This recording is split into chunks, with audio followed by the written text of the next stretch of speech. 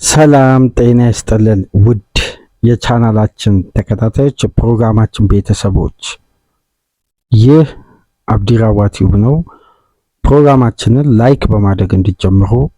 ላይክ ስታደርጉ የዚህም ፕሮግራም ተደማጭነት ተደራሽነት ከፍ ስለሚያደርግ ላይክ እያደረጋችሁ እንድታደምጡን፣ አዲስ የሆናችሁ ሰብስክራይብ በማድረግ የደወል ምልክቷን እየተጫናችሁ የቻናላችን ቤተሰብ እንድትሆኑ የአክብሮት ግብዣችን እያቀረብን ይህንን ፕሮግራም ከሀገር ውጭ በባህር ማዶ የምታደምጡ የቻናላችን ተከታታዮች በሱፐር ስቲከር፣ በሱፐር ቻት፣ በሱፐር ታንክስ ድጋፍ እንድታደርጉ የአክብሮት ግብዣችን እያቀረብን ሁለተኛ ክፍል የዕለተ አርብ ፕሮግራማችን በቀጥታ ትኩረት የሚያደርገው በሚካኤል አርቴታ አርሴናል የቡድን እንቅስቃሴ ላይ የተጀመረው ጠንካራ ዘመቻ ቀጥሎ ዘመቻዎች፣ ትችቶች በቡድኑ የጨዋታ ስታይል በጨዋታ እንቅስቃሴ ላይ ተጠናክረው ቀጥሏል። በእንግሊዝ ሚዲያ ከእንግሊዝ ሚዲያ እስከ ሀገራችን ሚዲያ ድረስ ተጠናክሮ የቀጠለበትን ጉዳይ እንመለከታለን። ምክንያቱ ከምን መነሻ ነው?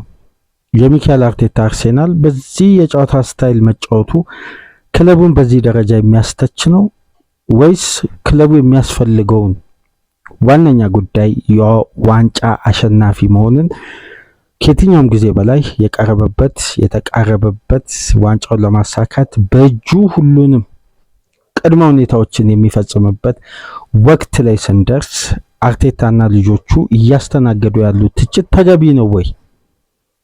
ይሄ ትችትስ አሁን ለምን አስፈለገ? ከዚህ በፊት በቡድኑ ዙሪያ እነዚህ ተቃውሞና ትችቶች አልነበሩም ወይ? ወይስ ከዚህ በፊትም ተመሳሳይነት ባለው የሚካኤል አርቴታ ቡድን ላይ እንዲህ አይነት ተቃውሞ ይሰማ ነበር ወይ የሚለውንም ጉዳይ ከተለያዩ እውነታዎች ጋር አገናኝተን እውነታን ከትችትና ተቃውሞ የሚሰሙ ድምጾች ትናንትና ቡካዮ ሳካ በነበረው አንድ ኢንተርቪው በአስተማማኝ ሁኔታ ያን ኢንተርቪው ለተመለከተ አስፈላጊውን ምላሽ ሳካ ሰጥቷል። እሱኑ ጉዳይ በመያዝ ደግሞ ዛሬ እንግሊዝ ጋዜጦች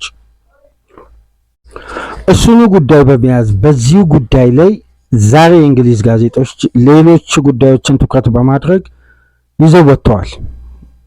በየጋዜጦቻቸው ላይ ከእንግሊዝም ውጭ ባሉ ተነባቢ ዕለታዊ ጋዜጦች ላይ ይሄን ጉዳይ መወያያ አርዕስት አድርጓል። ለሚካኤል አርቴታ አርሴናል፣ ለቡድኑ ደጋፊዎች፣ በአርሴናል ዙሪያ ላሉ ለክለቡ አስተዳዳሪዎች፣ ለአሰልጣኙም ለአርቴታ፣ ለተጫዋቾችም በአጠቃላይ አርሴናልን በሚወክሉ ነገሮች ላይ አንገብጋቢውና አስፈላጊው በዚህም ወቅት በዚህን ሰዓት የእግር ኳስ ስታይልን መከተል ነው ወይስ ዋንጫን ማሳካት ነው ቁልፉ ጉዳይ? ይህንን እንግዲህ በተለያየ መንገድ ላይ የቆሙ ሁለት የተለያየ ሀሳቦች ናቸው፣ በጭራሽ ሊገናኙ የማይችሉ። ምክንያቱም በእግር ኳስ ስኬት ሁሌም አንድን ቡድን እንዲታወስ ሁሌም በዛ ስኬቱ ደረጃ ታሪክ እያነሳው ስለ ስኬታማነቱ ማብራሪያ ይሰጣል እንጂ አንድ ቡድን በተከተለው የጨዋታ ስታይል ብቻ በታሪክ አጋጣሚ ሊወሳ አይችልም። ባይሆን በእግር ኳስ ስለፈጠረው ተጽዕኖና ስላበረከተው ኢምፓክት ተነስቶ ያንን የጨዋታ ስታይል በልዩነት የሚያደንቁ ባለሙያዎች፣ የእግር ኳስ ተመልካቾች ሊያስታውሱት ይችላሉ። ነገር ግን በሁሉም የእግር ኳሱ ቤተሰብ ዘንድ ከሀገር ውጭ ባሉ ታላላቅ የዩሮፒያን ውድድር ላይ ትኩረት የሚያደርግ የእግር ኳስ ቤተሰብም በእግር ኳስ ዙሪያ ላለም የትኛውም ተቋም ሊወሳ የሚችለው ቡድኑ ባሳካው የስኬት ደረጃ እንጂ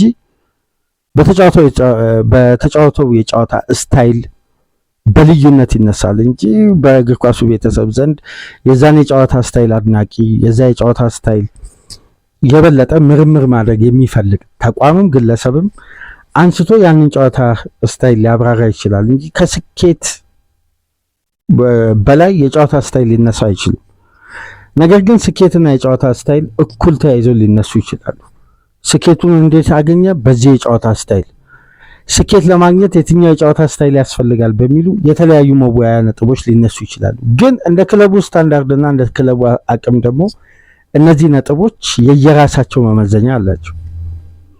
ሁሉንም የእንግሊዝ ጋዜጦች የዛሬ እትም በስክሪናችን ላይ እናንተ እየተመለከታችሁ እስቲ ጉዳዮችን ጠለቅ ብለን ከተለያዩ መመዘኛዎች የሚካኤል አርቴታ አርሴናል በዚህ ደረጃ ሚዲያው ለማብጠልጠል ቆርጦ የተነሳበት መነሻ ምንድን ነው? ካለፉት ታሪኮችስ ይሄ ጉዳይ ምን ይነግረናል? ለምሳሌ የሚካኤል አርቴታ አርሴናል በዘንድሮ የውድድር ዓመት 10 ጨዋታዎችን ያሸነፈበት መንገድ በአንድ ግብ ማርጅን በአንድ ግብ። ይህንን ተከትሎ በ2003 እና 4 ኢንቪንሲብል ባሳኩበት የውድድር ዓመት አርሴናሎች ለመጨረሻ ጊዜ ሊጉን ዋንጫ ባሳኩበት የውድድር ዓመት ነው ይሄን እስታት መያዝ የቻሉት። ስለዚህ የአሁኑ የሚካኤል አርቴታ አርሴናል በአንድ ግብ ጨዋታን በአንድ ግብ ማርጅን ማሸነፉ ካለፈው የቡድኑ ሜንታሊቲ ካለፈው የአርሴናል የድል የውድድር ዓመት ከ23 ዓመት በፊት ከነበረው የቡድኑ ኮንሲስተንሲና ስቴቢሊቲ ጋር በቀጥታ ተያያዥ ነው። በወቅቱ የነበረው ደግሞ የዘመናዊ የወቅቱ የእግር ኳስ ደረጃ ምን ያክል እንደሆነ በወቅቱ የተመለከታችሁ ታውቁታላችሁ። የእንግሊዝ እግር ኳስ በአርሴን ቬንገር ጥረት ነው 100% ዛሬ ላይ የምንመለከተውን አዝናኝ እግር ኳስ ልናገኝ የቻልነው በዛም ወቅት የተጣለ የአርሴን ቬንገር መሰረት ነው። ነገር ግን ወቅቱ ይሄ ኢንዱስትሪ ይሄ የእግር ኳስ ዘርፍ ስኬት ውጤታማነት ከሌለው ለባለቤቶቹ ለኢንቨስተሮች በተለይ በባለቤትነት የያዙ ተቋማት ለትርፋማነት ወደዚህ ኢንዱስትሪ ከመጡ ውጤት አስገዳጅ ነው። ስለዚህ ከሜዳ ውጭ ያሉ ገቢዎችን ጀነሬት ለማድረግ የክለቡን ኢንካም ከፍ ለማድረግ በየትኛውም መመዘኛ ይሁን ስኬት ቅድሚያ የሚሰጠው ጉዳይ ነው። ስኬት የሌለው ጉዞ ወጪዎችን እንጂ ገቢዎች ላይ ጀነሬት የማድረግ ፓወሩን በዛ ደረጃ ከፍ አያደርግ። ጉዳዮችን ደግሞ ወደ ታች ወርደን ደግሞ በሜዳ ውስጥ ባሉ በ90 ደቂቃ እንቅስቃሴ ስንመለከት አንድ ቡድን ለቀጣይ ዓመት የራሱን ቡድን ጥንካሬ ለማስቀጠል በያዘበት ፎርም ላይ ለመዝለቅ ራሱን በኮንሲስታንሲ ሊጉ ላይ በየትኛውም ስታንዳርድ ተፎካካሪ ለመሆን ከሊግ ውጪ ባሉ ደግሞ በዩሮፒያን ውድድር ቅንጅት፣ መዋሃድ፣ አብሮ መዝለቅ የበለጠ ሞቢሊቲንና የተለያዩ ቅመሞችን እየጨመረ ራሱን ማሳደግ ከሊግም አልፎ እስከ ዩሮፒያን ውድድር የማሸነፍ አቅምንም ሜንታሊቲንም ይገነባል። በዚህ ስትራክቸሩ ስኬት ከሌለ የቡድን ግንባታ በስትራቴጂም በውጤትም በሜዳ ውስጥ ባሉ ታክቲኮችም ደጋፊውን አዝናንቶ በስኬት በኩል ደግሞ ምንም ገቢዎችን ሳያመጣ እንደው በየዓመቱ ተገማችና ተመሳሳይነት ባህሪ ባለው ሂደት ውስጥ ቆይታ ያደርጋል። ታዲያ ሚካኤል አርቴታ አርሴናል እያንዳንዱን ስቴጅ አልፏል። ያለፉትን 5 ዓመት ደጋፊውን እያረካ አስደናቂ እግር ኳስ እየተጫወተ በበርካታ ግቦች እየታጀበ ምርጥ እግር ኳስ እያሳየ ጨዋታዎችን ያሸንፋል። በአመቱ መጨረሻ ግን ሲታይ ከላይ ያሉት ቡድኖች ሌላ ናቸው። አምና ሊቨርፑል ነው፣ ካቻምና ማንቸስተር ሲቲ ነው፣ ከዛ በፊትም ያሉትን አመታት። ታዲያ አርቴታ በራሱ የቡድን አይደንቲቲ ውስጥ ጎሎኛል ወይ አንሶኛል ወይም በቡድን ግንባታ ውስጥ ይሄንን ቅመም ብጨምር ወደሚታሰበው ወይም ወደ ክለቡ ወደ ያዘው ግብ በዚህ ስትራቴጂ ያሻግረኛል ብሎ የያዛቸውን ጉዳዮች ሁሉ ከክለቡ የሚፈልገው ቀርቦለታል። አሁን ደግሞ ክለቡም ደጋፊውም በክለቡ ዙሪያ ያሉ ጠቅላላ ተወካዮች የሚጠብቁት ጉዳይ ሁሉንም ነገር ከተሰጠው ለክለቡ ደግሞ መስጠት ያለበት አስገዳጅ የሆነ ቅድመ ሁኔታ አለ። ያ ምንድነው? ዋንጫን ወደ አርሴናል ቤት ማምጣት ከ23 ዓመት በኋላ ዋንጫን ለማምጣት ደግሞ ስልታዊ ሂደቶች አሉ። በእያንዳንዱ የውድድር ዓመት አርቴታ እያጎለበተ የመጣው አስደናቂ ስልታዊ ሂደቶች አሉ። ግን እነዛ ስልታዊ ሂደቶች በየውድድር ዓመቱ የአርሴናልን ሲዝን መጨረሻ ላይ ሲጠናቀቅ የተለየ የሚዲያ ማላገጫ ነው የሆነው። ማይክ ያዘው ሁሉ አርቴታን ሳይተች አርሴናል ላይ ሳያሾፍ አያልፍም። ይሄ ብቻ ሳይሆን የአርሴናል ተጫዋቾች ከሌላ ኦፖነንት ከተቀናቃኝ ክለቦች ጋር በሚያደርጉት ፉክክር የጨዋታ ዕለት በሚፈጠሩ አንዳንድ አክሲደንቶች ጨዋታ ተቋርጦ የተጫዋቾች ግብግብ ሲፈጠር እንኳን የሌላው ቡድን ተጫዋች የአርቴታን ቡድን ተጫዋቾች የሚያበሽቅበት አንደኛውና ትልቁ ጉዳይ ዋንጫ ሆኗል። ሳይኮሎጂካሊ የአርሴናል ሱፐርስታሮች የሚገቡበት የሞራል ከፍታና ያሉበትን ሞራል ጠብቆ ለመቀጠል ያላቸውን ጥንካሬ እዚህ ጋር ተመልከቱ። የተጋጣሚ ተጫዋች በተደጋጋሚ ተመሳሳይነት ባለው የአንዱ ለአንዱ በሚደረግ የሜዳ ውስጥ ብሽሽቅም ሆነ ሳይኮሎጂካል ጌም ላይ ማላገጫ ተደርጓል። ከሚዲያው ከማይክ አልፎ እስከ ሜዳ ውስጥ እንቅስቃሴ ድረስ። ታዲያ አርቴታ ዋንጫን ቢያመጣ ወደ አርሴናል ቤት የሚዲያውም ዘለፋ ከወቅቱ አያልፍም፣ የሚዲያውም ትችት ከጊዜው አያልፍም። የተጋጣሚ ተጫዋች የአርቴታ ተጫዋቾች ላይ የሚያላግጠውም የሚያሾፍበትን መንገድ ከዛ የውድድር ዓመት በኋላ አይደገምም። ስለዚህ ዋንጫውን ለማምጣት አርቴታ ባለፉት 5 ዓመታት ጥረት አድርጎ በተለይ ያለፉትን 3 የውድድር ዓመት ያጣቸውም ጉዳዮችና ማጠናከር፣ ማብላላት፣ መያዝ ያለበትን አይደንቲቲና ቁመና እንዲይዝም በሚዲያው ጫና ተደርጎበት ከያዘ በኋላ ደግሞ ሚዲያው በተቃራኒ ቆሞ በዚህ ደረጃ ሲያብጠለጥል መመልከት አሳፋሪና አስነዋሪ ጉዳይ ነው። የመጀመሪያው አንድ የአርሴናል ደጋፊ በዘንድሮ የውድድር ዓመት ከማይረሳቸው ነጥቦች በዘንድሮ የተጠናቀቀም የውድድር ዓመት አንድ ማይክ ላይ የቀድሞ ተጫዋቾች ቀርበው በሰጡት አስተያየት አርቴታን ጋዜጣዊ መግለጫ ላይ ጭምር አንድ ትልቅ የሚዲያ ባለሙያ አንስቶ ይሄን ኢሹስ ከመጠየቅ ደርሷል። እስቲ አርቴታ በዘንድሮ የውድድር ዓመት የተጫወተው የጨዋታ ስታይልና ያጎለበተው የአርሴናል አይደንቲቲ የተጠናከረበት መንገድ አርሴናል ያሉትን ጥንካሬዎች በአጠቃላይ መመዘኛ ላይ አስቀምጠን ተፎካካሪም ቶፕ 6 ክለቦችም አላቸው የሚባለውን ጥንካሬ ብንመዝን ከአርቴታ አርሴናል የትኛው ቡድን ነው የተሻለ ይሆን? የትኛውም ቡድን እኮ የተሻለ ስላልሆነ ነው። አርቴታ ከሁሉም የተሻለ ቡድን ስለገነባ ነው በሊጉ አናት ላይ የተቀመጠው። ግን ሁሌም ሆነ በተለያየ ጨዋታ ስታይል የቡድኑን ደጋፊዎች ሲያዝናና ቆይቶ ያዝናናበት መንገድ ግን አሰልጣኙን ለስኬት አላበቃው። ስለዚህ አሁን የሚያስፈልገው የስኬት ወቅት ሆኗል። ስኬት ሙያዊ ኃላፊነቱ ነው። በዚህ ውስጥ ደግሞ ቆይቶ ተደጋጋሚ ስኬቶችን ለማስመዝገብ አንደኛውን በር መክፈት አለበት። ለዚህ ደግሞ ስትራቴጂካል ያዋጣኛል ያለውን የጨዋታ ስታይል መከተሉ ሊያስወቅስም ሊያስተችም አይደለም። በየትኛውም መመዘኛ በኔጌቲቭ የሚነሱ ሀሳቦች ሊኖሩ አይገባም። የአርሴናል ቡድን ከብራይተን ጋር በነበረው ጨዋታ ዲሌይ ዘ ሪስታርት የተጠቀመበት ደቂቃ በጨዋታው 97 ደቂቃ ተጫውተው 30 ደቂቃ ከ51 ሰከንድ ጨዋታውን ሪስታርት ለማድረግ አርሴናል ይሄን ያክል ደቂቃ ዲሌይድ አድርጓል ብሎ ኦፕታ ይሄን ስታቲክስ ይዞ ሲወጣ ከጨዋታው በኋላ ፋቢያን ዊዝለር የተቹትን የሚረር የሳን እያንዳንዱ የእንግሊዝ ሚዲያ አርቴታን 100% የዘለፈበት የጨዋታ ስታይል ከዚህ ቁጥር ጋር አያይዘው ተገቢነት የሌለው የጨዋታ ስታይል ነው። በስታይል ተጫውቶ አርቴታ ለአርሴናል ምን የፈየደው ምን ያመጣው ወይም ከትችት የተረፈበት መንገድ አለ ወይ?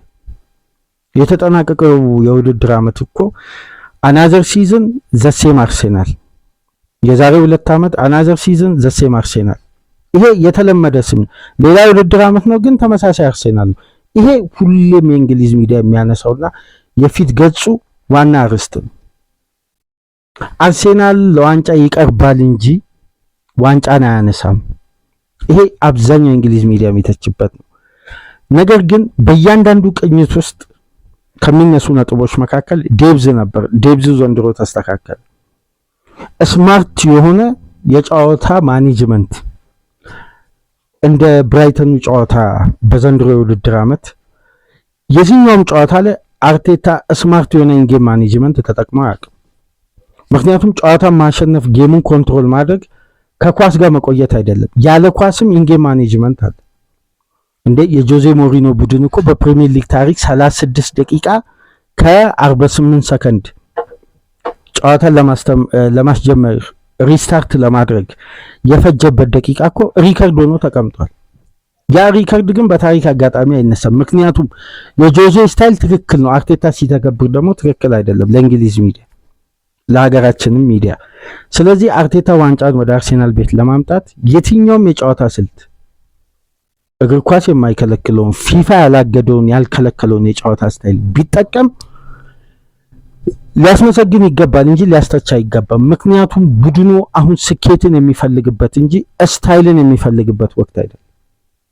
በስታይል በርካታ ስኬቶችን ያመጡ አሰልጣኞች ሊኖሩ ይችላሉ። ከበስተጀርባ ጫናን ሃንድል የማድረግ አቅማቸው ግን እንደ አርቴታ ኤክስፒሪየንስ አይደለም።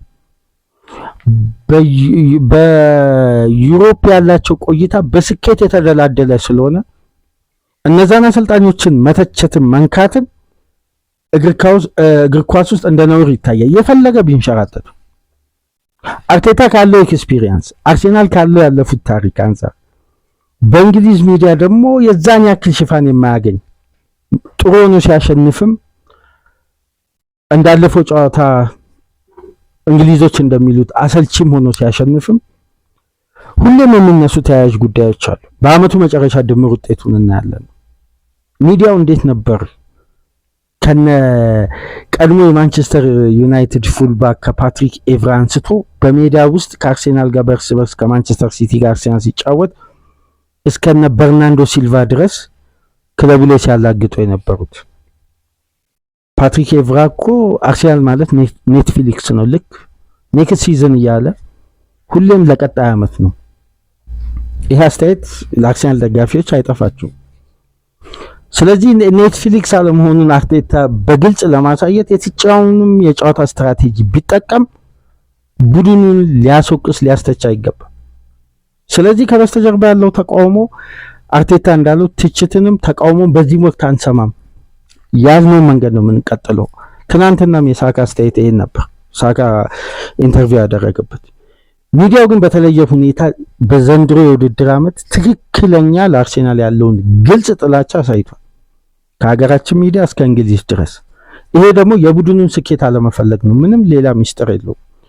ምክንያቱም ሌሎች ክለቦች ይህን የጨዋታ ስታይል ሲተገብሩት ትክክል፣ አርቴታ ሲተገብረው ደግሞ ትክክል ያልሆነ ቦሪንግ ፉትቦል፣ አስቀያሚ ለእይታ ማያመች በየትኛው እያንዳንዱ 38 ሳምንትና የ90 ደቂቃ እንቅስቃሴ ነው በአንድ አይነት ኮንሲስታንሲ መልክ ያለውን የጨዋታ ስትራቴጂ። ፔፕ ጋርዲዮላ በአንድ የውድድር ዓመት በርካታ ስኬቶችን ሲያሳካኩ በእንግሊዝ እግር ኳስ 26-27 ጨዋታ ነው አሳማኝ የሆነ ድል ማምጣት የቻለው። ከበስተጀርባ ስላሉ የፔፕን ስኬት ለማጥላላት ሳይሆን እዚህ ጋር አስምሮ ለማለፍ ፔፕን ለማጥላላት አይደለም። ከስኬቶቹ ጀርባ ያሉትም እንኳን አጋዥ ጉዳዮችንም መመልከት አለብን። በተለያዩ የውድድር ዓመት ግልጽ የሆነ የዳኝነት ክፍተቶች ነበሩ፣ የፋይናንስ አቅም ነበር። የፔፕ ቡድን በየትኛውም ደረጃ ስኬታማ ሲሆን በፔፕ የጨዋታ ስታይል ብቻ በየውድድር ዓመቱ ስኬታማ ነው። ይሄ ግልጽ የሆነ የእግር ኳስ ሁኔታ። ፔፕ ያለውን አቅም ግን ከአርቴታ ኤክስፒሪየንስ ጋር እንዴት ነው ሚዛን ላይ ሊቀመጥ የሚችለው? ፍጹም ሊቀመጥ አይችልም። አርቴታ የአሰልጣኝነት ኤክስፒሪየንስ ሳያገኝ በፊት እኮ ከፔፕ ጋርዲዮላ ጋር አብሮ የሚሰራ ምክትል አሰልጣኝ። የጋርዲዮላ ቡድን እንዲህ ተጫውቶ ነው ዋንጫ ያነሳው። አርቴታ በዚህ መልኩ ማንሳቱ እንግሊዝ እግር ኳስ ወዴት እየሄደ ነው የሚል አስተያየት። አርቴታ ስራ ቅጥሮ የተፈጸመው አርሴናል ለሚባል አንድ ቡድን ነው፣ አለቀ። በዛ ቡድን ውስጥ የደጋፊውም የአስተዳደራዊም ጉዳይ የእነሱን ጥያቄ መመለስ እንጂ ለሊቨርፑል፣ ለማንቸስተር ሲቲ፣ ለማንቸስተር ዩናይትድ፣ ለቼልሲ፣ ለቶትናም ምላሽ እንዲሰጥ አይደለም። ወይም ከእግር ኳስን ለመዝናኛነት ለሚመለከቱ የእግር ኳስ ቤተሰብ አዝናኝ በቲቪ በኩል ቲኪታካ እያሳየ ስኬት እንዲያመጣ አይደለም። አርሴናልን ወደ ስኬት እንዲመልስ ለአርሴናል ቡድን ነው የስራ ቅጥሩ። ስለ አዝናኝ እግር ኳሱ አርቴታ ያለፉት ዓመታት እነዛ ሁሉ አስደናቂ ግቦችና የቡድን እንቅስቃሴ እያሉ ስኬታማ ሳይሆን ግን የሚጠለጠልበት ጉዳይ ከዛ ጋር አይተናነስም ነበር። በከፍተኛ ሁኔታ ዊኒንግ ሜንታሊቲ የሌለው በዋንጫው ስላልቆየ ነው። አርሴናል የዋንጫ አይደንቲቲ ከራሱ ላይ ተገፎ ተነስቷል እስከሚባል ድረስ በከፍተኛ ሁኔታ የሚተቹት እነሱ ናቸው። እንደውም አንድ ማስታውሰውን የሚረር ጋዜጠኛ በአንድ ፕሬስ ኮንፈረንስ አምና በደንብ አድማጮች ታስታውሱ ይሆናል አርቴታ ሳካን፣ ማርቲኔሊን፣ ሃቨርትን፣ ጋብሪኤል ጄሱስን በርካታ ተጫዋቾች በተጎዱበት ወቅት ለምን አሁን 3-5-2 የበለጠ ኮምፓክት ሆነ ለመከላከልም እንዲያመች ለምን ይሄን የጨዋታ ስትራቴጂ አትከተልም ወይስ ቡድኑ በዚህ ሞመንተም አሁንም ዋንጫ ያሸንፋል ብለህ ታስባለህ ብሎ ጠይቆት በጣም ማስታወሱ የጋዜጠኛውን ስም አሁን ላይ ማስታወስ ስላልቻልኩ እንጂ እቺን ቀጥተኛ አስተያየት አቅርቦለት ነበር። እኛ እኮ በስትራቴጂ 3-5-2 ሙቭመንት እንተገብራለን እናንተ ስላላተኮራችሁ ነው አለ። እንዴት መከላከል እንዳለበት በሚዲያው በኩል ሲነገረው የነበረ አሰልጣኝ ዛሬ ላይ ጌሙን ኮንትሮል ማድረጉ እንዴት ሊያስተቸው ይችላል? አሁን ጉዳዮች አምናና ዘንድሮ በተቃራኒ እየተጓዙ ነው። እነሱ የሚተቹበት መንገድ ብቻ በር ይከፈት እንጂ በዛ መንገድ ተጉዘው አርቴታ ማብጠልጠል የዕለት ተዕለት የእንግሊዝ ሚዲያ ተቀዳሚ እውነታ ነው። ግን በየትኛውም መንገዱን ዋንጫ ለአርሴናል ማምጣት በዚህ ወቅት አንገብጋቢ ጉዳይ ስለሆነ ያንን ለማድረግ እንግዲህ የተቻለውን ሁሉ የጨዋታ ስትራቴጂ እየሞከረ ነው። በዚህ ደግሞ ውጤታማ መሆኑ የማይቀር ነው። ምክንያቱም በስታይል መጫወት አርቴታን ከትችት አላተረፈም። ክለቡን ከወቀሳና ከሚዲያ ማላገጥ ከቀድሞ ተጫዋቾች ትችትና ተቃውሞ አላተረፈውም። በየትኛውም መንገድ ግን ውጤት ከመጣ በኋላ ስለ ስታይል ቢወራ ያኔ ስታይልን በድጋሚ ማምጣት ይችላል። ምክንያቱም አድርጎ አሳይቷል። 2022-23 23-24 24-25 በደንብ በስታይል ጨዋታዎችን አሸንፏል። ስለዚህ ከስኬትን ማስቀደሙ ስታይልን ከዛም በኋላ ለማሰብ ስትራቴጂ መከተሉ አርቴታን ቢያስመሰግን እንጂ የሚያስወቅስ አይደለም። ግን በስታይልና በስኬት መካከል በጨዋታ ውበትና ስኬታማ በመሆኑ ስኬታማ ሳይሆን በጨዋታ ስታይል ቡድኑ ሲቆይ ያጋጠመውን ጉዳይ እናስታውሳለን። እስቲ እነዛ ነጥቦችን እናንሳ። በስታይል ብቻ ተጫዋቾችን ሱፐርስታሮችን መጠበቅ እንደማይቻል በክለቡ ለረጅም ጊዜ በዛ አስደናቂ ግንባታ በዛ በተዋበ እግር ኳስ ረጅም ጊዜ አብሮ መቀጠል እንደማይችሉ አርሴናል ራሱ ማሳያ ነው። ውጤታማ ካልሆነ ስኬታማ ካልሆነ ዋንጫዎችን በተደጋጋሚ በተለያየ ውድድር ዓመት የማያሳካ ከሆነ ተጫዋቾች በነገ ህይወታቸው ጥሎ የሚያልፉት የታሪክ አጋጣሚ ላይ ሁሌም በመደርደሪያቸው ውስጥ ይሄን ዋንጫ አሸንፌያለሁ የሚለውን ታሪክ ይፈልጋሉ በፕሮፌሽናል ዘመናቸው። ስለዚህ የግድ ስኬታማም ውጤታማም መሆን ያስፈልጋል ለአንድ ቡድን አንድ ተጫዋች በሚቆይበት ወቅት። ስኬቶች ከሌሉ ሱፐርስታሮችን መጠበቅ አይቻልም። አርሴን ቬንገር ከዚህ በፊት የቡድን ግንባታቸውን ከሚያደናቅፍበት ዋነኛ ምክንያት ስኬታማ ከተወሰኑ ጊዜያት በኋላ አለመሆናቸው እነዛ ምርጥ ሱፐርስታር ጠብቀው መቆየት አልቻሉ። ምክንያቱም ሻምፒየንስ ሊግ፣ ፕሪሚየር ሊግ ቡድኑ ማምጣት ስላልቻለ እነዛ ዋንጫዎችን ቢያሳካ ፋይናንሻሊም አርሴናል ስትሮንግ ይሆናል። ያለውን የባንክ ዕዳ በበቂ ሁኔታ መክፈል ይችላል። ስለዚህ ሱፐርስታሮችን ለመሸጥ አይገደድም። ሱፐርስታሮችም ዋንጫን ለማንሳት ወደ ሌላ ቡድን መመልከትም አይፈልጉም። በዚህ ቡድን ስኬታማ መሆን በዚህ ስኬት መቀጠል ነው የሚፈልጉት። ምናስተውሰው ከቴሪ ሄንሪ አንስቶ አርሴናሊያን የመሰለ አስደናቂ አማካይ ሴስ ፋብሬጋዝን ያጣው በእነዚህ አይነት ምክንያቶች ነው። እነ ሳሚር ናስሪን እነ ክሊቺን፣ ሳኛን፣ ቱሬን፣ አዲባየርን ለተቀናቃኝ ቡድን እዛው እንግሊዝ ውስጥ ለሚገኝ ቡድን ሲሸጥ እነዚህን ሱፐርስታሮችን በድል ምክንያት በዋንጫ ምክንያት ፋይናንሻል የወቅቱ ጉዳይ በርካታ ሂደቶች ሊነሱ ይችላሉ። ግን ከአርሴናል ጋር ለመቆየት ዋስትና የሚሰጣቸውን የዋንጫ ድልም ማሳካት አልቻሉም በወቅቱ። ስለዚህ እነዚህን ሱፐርስታሮች ይህ ቡድን መጠበቅ አልቻለም።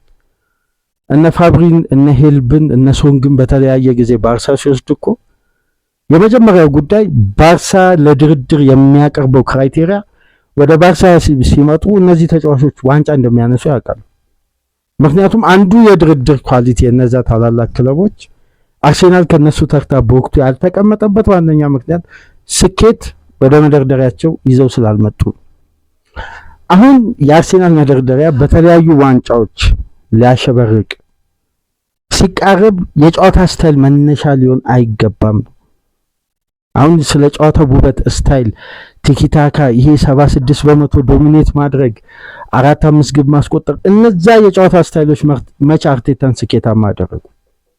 ከሁሉም በላይ የአርሰናል ደጋፊዎችን የሚያንገበግበው ከለቀቀም በኋላ በአስተያየቱ እየደጋገመ የክለቡን ደጋፊዎች ከሚያሳምም ጉዳዮች መካከል ሩቢን ቫን ፐርሲን አርሰናሎች እስከዛሬ ድረስ የማይረሱት ይሆናል ብለውም ያልጠበቁት ሩድ ቫን ፐርሲን ይቅርታ፣ ሩድ ቫን ኒስተልሮይ ልል ነበር። ቫን ፐርሲን በማንቸስተር ዩናይትድ ማሊያ እንመለከታለን ብለው አያስቡትም ነበር የእነሱ ተጫዋች እያለ። ግን ወደዛ ቡድን ከሄደበት ምክንያት ብሎ በተለያዩ ሚዲያዎች ቀርቦ ሲናገር የነበረው ይህንን አቋሙን ከዋንጫ ጋር ተያያዥ ነው።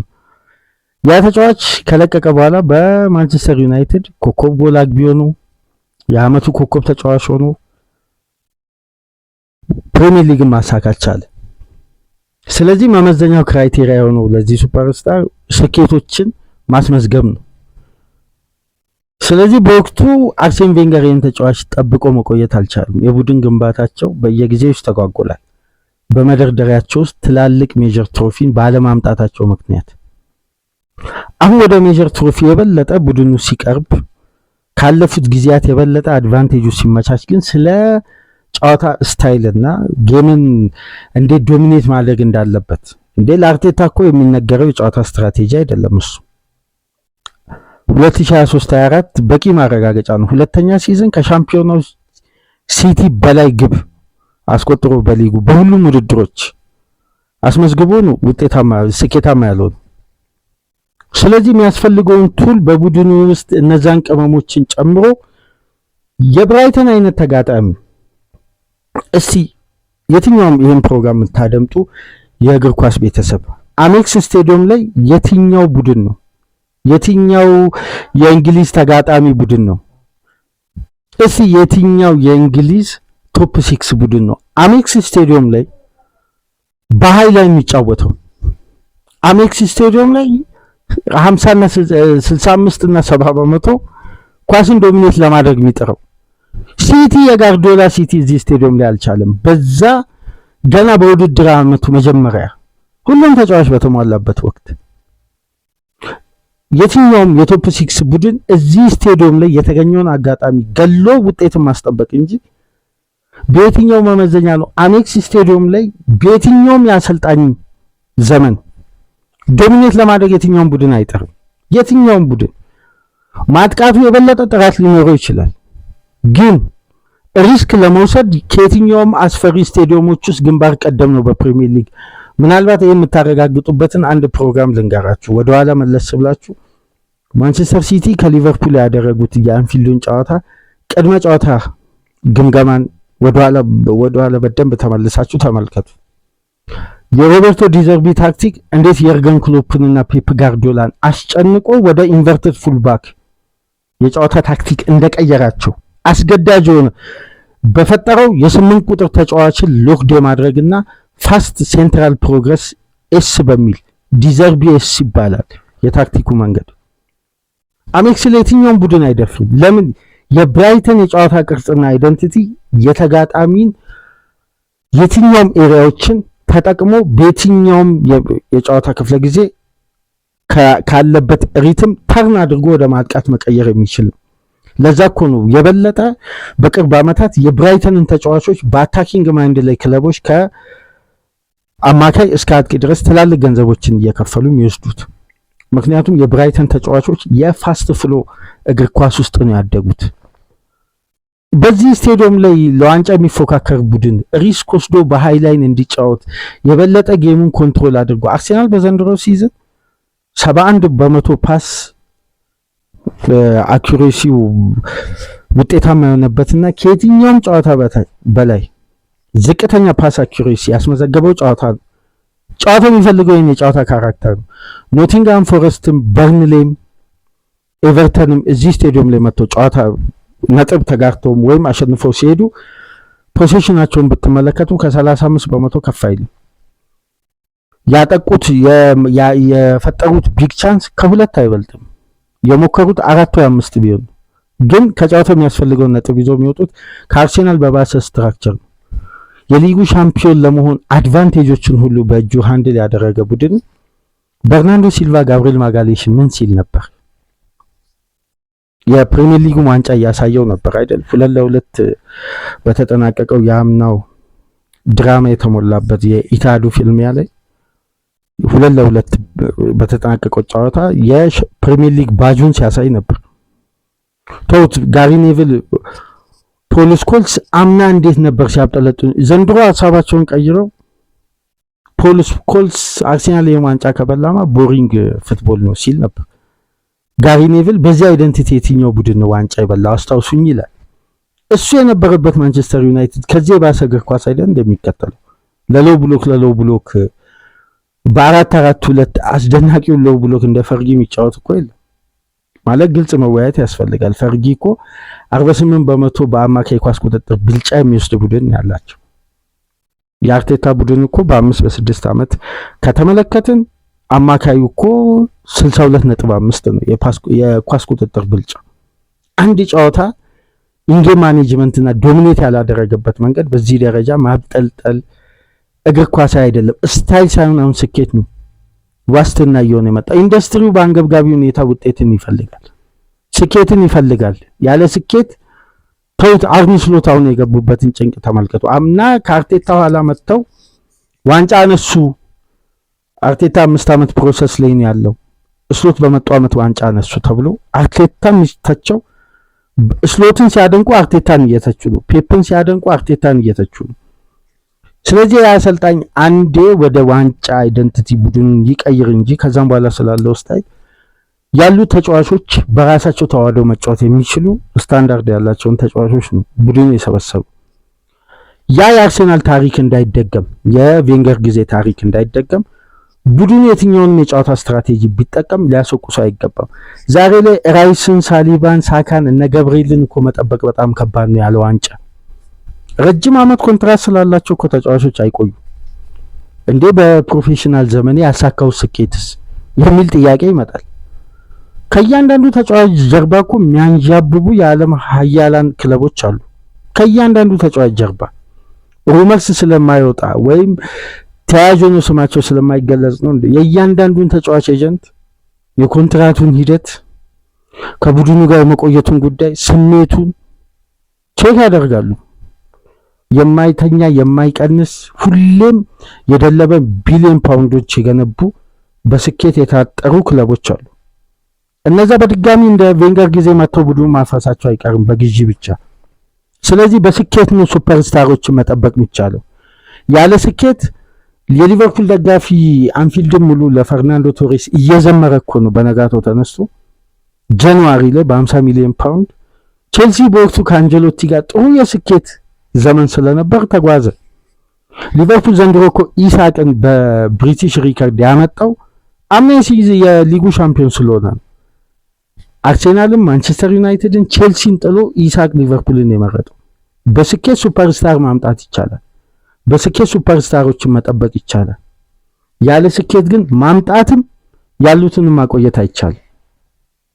እንደውም ከዚህ ፕሮግራም በፊት ከአባ ጋር ከማይክ ጀርባ ስንወያይ አንድ ጥቆማ ሰጥቶኝ ነበር።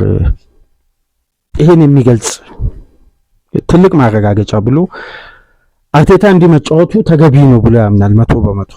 ግን በሌላ በኩል ደግሞ የሚያነሳቸው ነጥቦች አሉ። እሱ ወደ ፕሮግራሙ ሲመለስ ያኔ በራሱ እይታ ይዞ የሚመጣው ጉዳይ ነው። ነገር ግን ይሄን ለማረጋገጥ ከሀገራችን ሚዲያ እስከ እንግሊዝ ሚዲያ ድረስ በቂ ማረጋገጫ ብሎ ምሳሌ የሰጠኝ በዚህን ሰዓት ለቶትናም የሚያስፈልገው ላለመውረድ ትናንት ምሽት እንደተመለከታችሁት በፓላስ በሜዳው በ10 ተጫዋች 3-1 ተሸንፏል።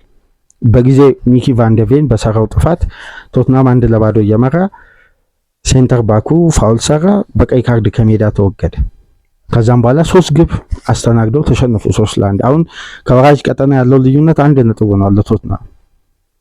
አባ ከማይክ ጀርባ ስንወያይ ከሰጠኝ ትልቅ ምሳሌ መካከል ለቶትናም በዚህን ሰዓት በአንገብጋቢ ሁኔታ የሚያስፈልገው የጨዋታ ስታይል ነው ከሊጉ ላለመውረድ ወይስ ከሊጉ ላለመውረድ የትኛውንም አማራጭ ተጠቅሞ መትረፍ ነው ዋስትና ሊሆን የሚችለው?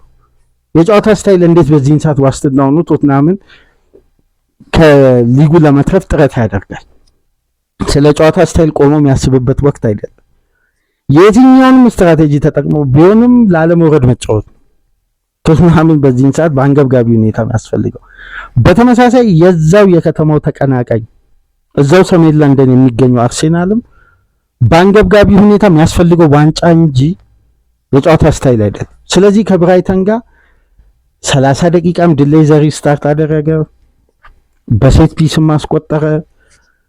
እንዴ በዘንድሮ የውድድር ዓመት አርሴናል 55.1 በመቶ እኮ ከክፍት የሆነ እንቅስቃሴ ነው ግቦችን ያስቆጠረው። 44.2 ነው። ከ44 ነጥብ የተወሰኑ ፐርሰንቶች ናቸው ከሴት ፒስ ግብ ማስቆጠር የቻለው። ስለዚህ የአርሴናልን ጥንካሬ አብላልቶ ከፍ አድርጎ ከማንሳት ይልቅ ቡድኑ የተጫወተበት በስታይል ዋንጫ ቢሰጥ ኖሮ እኮ ቬንገር ነበር ለ10 ዓመት ተከታታይ ዋንጫ ማግኘት የነበረባቸው። ከቬንገር ውጪ ስለ እንግሊዝ እግር ኳስ ማደግም ስታይል ማን ሌላ አሰልጣኝ ሊነግረን ይችላል? በስታይል ስኬታማ መሆን ቢቻል ኖሮ ለብቻ ስታይል ብቻ ቬንገርም በወቅቱ በዛ ደረጃ ስኬታማ መሆን ይችላሉ። ግን የቡድን ግንባታ ላይ ሁሌም ማነቆ የሚሆኑ የፋይናንስ ከበስተጀርባ ያሉ ጫናዎች ስላሉ ስኬታማ ገንብተው አንድን ቡድን ይዘው 2 ዓመት እንኳን መቀጠል አልቻሉ። በየአመቱ የመጡ ገዢ ካምፓኒዎች ይወስዳሉ። ለማንኛውም አርቴታ ከየትኛውም ጊዜ በላይ ለስኬት እንደቀረበ የሚያሳየን አንዳንድ ቁጥራዊ መረጃ ልጠቁማችሁ። በሁሉም ውድድሮች አርሴናል ከፍተኛውን ቁጥር ድል በማስመዝገብ ከፍተኛ ቁጥር ላይ መድረስ የቻለበት የውድድር ዓመት 2023-24 ነው። በ52 ጨዋታ 34 ድል ላይ መድረስ የቻለበት ትልቁ ቁጥር ለአርቴታ። በዘንድሮ የውድድር ዓመት ገና 45 ጨዋታ ላይ ያለ 34 ድል ላይ ደርሷል። 8 አቻ 3 ሽንፈት። በዛም ወቅት ግን ስታይልን ተመልከቱ። 113 ግቦችን አስቆጥሯል። 113 ግብ። ዘንድሮ 99 ግብ አስቆጥሮ ግን አንደኛ ነው። በዛ የውድድር ዓመት በዚህ ሁሉ ግብ የአርቴታ ቡድን ስኬታማ አልሆነ። ገና ግን 45 ጨዋታ ነው ያደረገው። የፕሪሚየር ሊጉ ጨዋታ ገና 9 ጨዋታ ይቀረዋል። በዩኤፋ ሻምፒዮንስ ሊግ ገና 16 ውስጥ ነው። ኤፍኤ ካፕ፣ ካራቦ ካፕ ፍጻሜ አለ። 30 ግብ ብቻ በሁሉም ውድድሮች ማስተናገድ የቻለ 99 ግብ ያስቆጠረ ከየትኛውም የአርቴታ የአሰልጣኝነት ዘመን 76% ዊኒንግ ሬት ያለው ብቸኛ ቡድን ይሄ ነው። ለዚህም ነው የዘንድሮውን ሲዝን የሆነ ታምር ካልተፈጠረ በስተቀር ትናንትና በነበረን ድረ ጨዋታ ነጥብ ላይ የአርቴታ ቡድን ዋንጫውን 99 በመቶ የማሸነፍን ድምዳሜ ያገኘውን ውጤት ነው ብራይተን ላይ አሜክስ ላይ ያስመዘገበው ስለ የነበረው ትናንት በነበረን ድረ ጨዋታ ነጥብ ላይና ከስታይል ይልቅ አሁን ስኬት የሚያስፈልግበት ወቅት ስለሆነ ለስኬት ያስፈልገኛል ያዋጣኛል ያለውን የጨዋታ ስታይል ተከትሎ 3 ነጥብ ማግኘቱ ይሄ ቡድን ከዋንጫ እንደራቀ ስኬት እንደናፈቀው የቡድን ግንባታውን በከፍተኛ ኢንቨስትመንት እንዳደራጀ ቡድንና አርቴታ ላይ ከፍተኛ ጫና ከውስጥም ከውጭም እንዳለበት የቡድን ስትራቴጂ የዚህ አይነት የጨዋታ ስታይል መከተሉ አርቴታን ሊያስመሰግን እንጂ ሊያስወቅስ አይገባም።